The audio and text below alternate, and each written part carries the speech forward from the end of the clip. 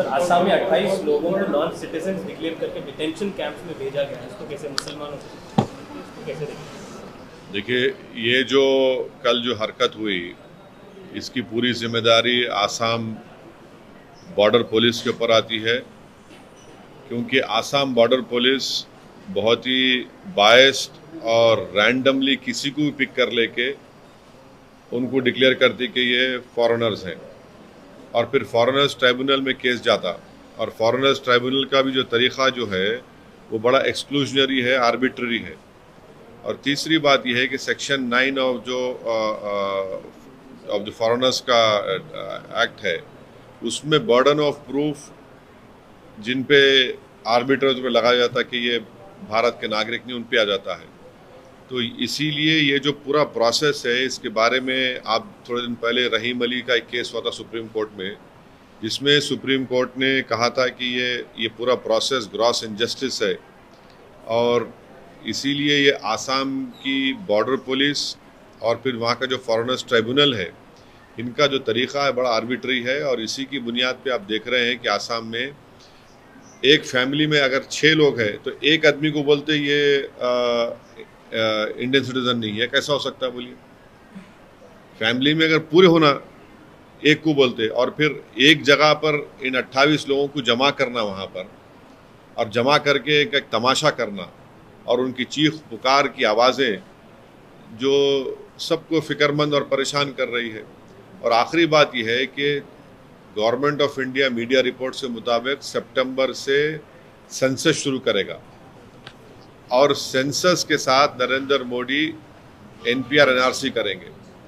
जो स्टेट्स जैसा तेलंगाना है, यहाँ पर तेलंगाना की असेंबली में एक रेजोल्यूशन पास हुआ असेंबली में यूनानिमस के सेंसस होगा मगर NPR NRC नहीं होगा। मगर मोदी ये चाहते कि सितंबर में सेंसस होगा तो NPR NRC के साथ कराया जाए। अब जब NPR NRC होगा तो यही नज़ारे पूरे मुल्क में नज़र आएंगे हमको, खुदा ना खास्ता। सर लीगल एस्पेक्ट्स को कंसिडर करते हुए इन लोगों को बताया गया है कि ये फॉरेनर्स नहीं, वो सही है। मैं आपको क्या बता रहा हूँ कि सेक्शन 9 जो है वो बर्डन ऑफ प्रूफ, किसी पे भी आप इल्ज़ाम लगा दो कि भारत के नहीं है, उनके ऊपर आता। दूसरा है कि आसाम की जो बॉर्डर पुलिस है रैंडमली किसी को भी उठा सकती है और उनको बोलते कि सिटीजन नहीं है। और फिर 2017 में यही ट्राइब्यूनल के मेंबर्स को रिन्यू नहीं करे, गवर्नमेंट वो जवाब दाखिल करी है बोल करके वो लोग काम सही नहीं कर रहे। काम सही नहीं कर रहे का मतलब क्या है कि ज़्यादा लोगों को आप लोग डिक्लेयर नहीं कर रहे कि ये इंडियन सिटीजन नहीं है।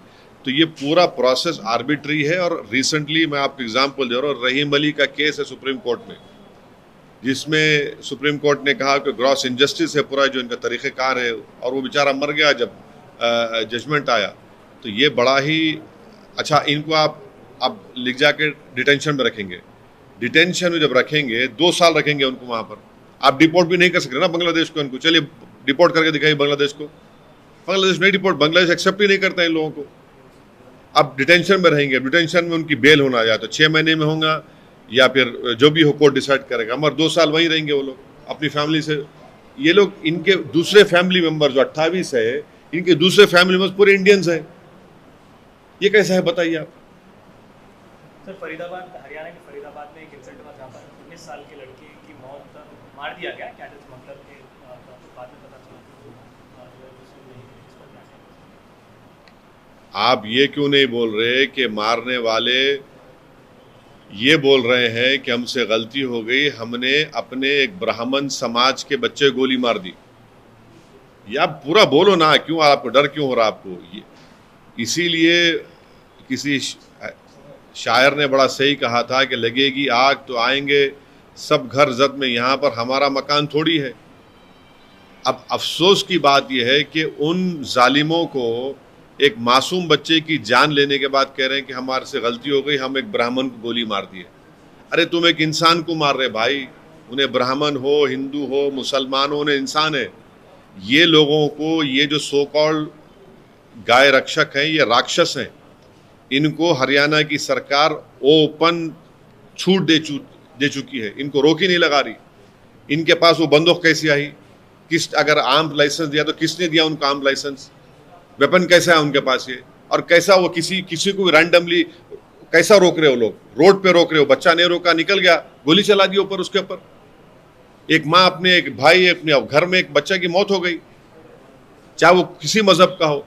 तो ये हरियाणा सरकार जो है इस तरह के राक्षसों को प्रमोट कर रही है, इनको वेपन्स दे रही है और उनको रोड पे खड़ा कर रही है। क्या पुलिस क्या अपनी ड्यूटीज क्या पुलिस हरियाणा इनको दे चुकी है क्या? 2 बच्चों का जो जिंदा जला दिया गया था राजस्थान के, उसके बावजूद भी वो लोग इन तमाम विजिलेंटीज को कानून अपने हाथ में लेने दे और जाने चली आ रही है लोगों की। सर जयनूर के इंसिडेंट पर क्या कहेंगे तेलंगाना के? मैं डीजीपी साहब तेलंगाना डीजीपी से बात किया हूँ और कल जयनूर में एक लेडी के ऊपर कुछ हमला हुआ, मोलेस्टेशन हुआ। ये न्यूज़ मेरे पास है, वो सही है नहीं है वो बाद में मालूम होगा। फिर ये भी मालूम हुआ कि एक ऑटो ड्राइवर को अरेस्ट भी करे, जेल को भिजा दिए। आज जो मेरे पास न्यूज़ है कि एक मस्जिद के ऊपर वहाँ पर कुछ कोशिश की गई।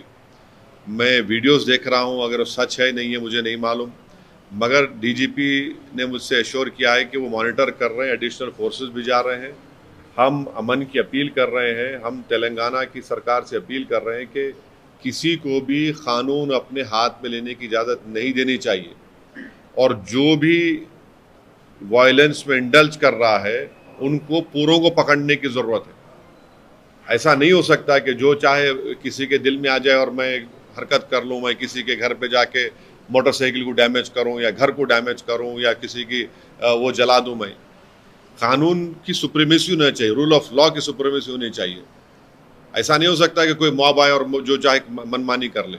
तो मुझे उम्मीद है, क्योंकि डीजीपी मुझे एश्योर किए हैं और हम उम्मीद करते हैं कि वहाँ के एसपी जो आसिफाबाद के एसपी है वो फ़ौरन हालात को नॉर्मलाइज करेंगे और जो कोई भी इस वायलेंस में इन्वॉल्व है उनको पूरों को इमीडिएटली अरेस्ट करके उनको जेल को भिजाया जाएगा और कोर्ट से उनको सज़ा दिलाई जाएगी।